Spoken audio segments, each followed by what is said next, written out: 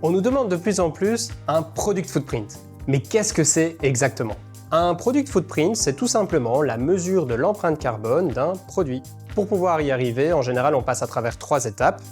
La première, c'est la définition du périmètre. Qu'est-ce qu'on va mesurer exactement? En général, il y a 2 types de périmètres.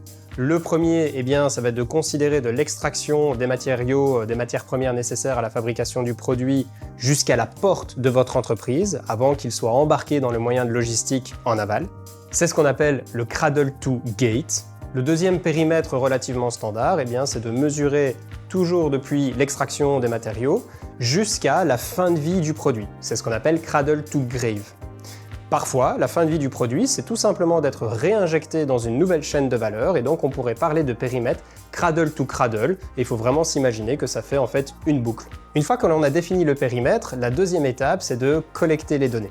Alors, pour pouvoir collecter les données, il faut identifier les différentes dimensions que l'on va analyser.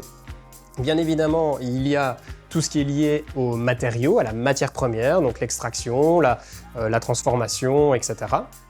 La deuxième grande dimension, c'est les flux logistiques. Le produit, avant qu'il arrive dans les mains de l'utilisateur final, subit tout un tas de flux logistiques. Il faut pouvoir être capable de pouvoir les reconstituer d'une certaine façon. La troisième dimension va être de regarder quelles sont les étapes de transformation du produit. On va surtout s'intéresser aux grandes étapes de transformation qui incluent bien souvent une chauffe, un refroidissement ou alors l'utilisation de machines très énergivores. La quatrième étape, ça va être d'estimer la quantité d'énergie nécessaire pour faire fonctionner le produit, si c'est un produit qui a besoin d'énergie, et cela, on va le regarder sur l'ensemble de la durée de vie du produit. Et la dernière étape, c'est d'estimer l'empreinte carbone liée à la fin de vie du produit, qui peut être de toutes sortes. Ça peut être l'incinération, la mise en champ d'enfouissement, le reconditionnement, le recyclage. Il y a toute une multitude de fins de vie possibles pour un produit.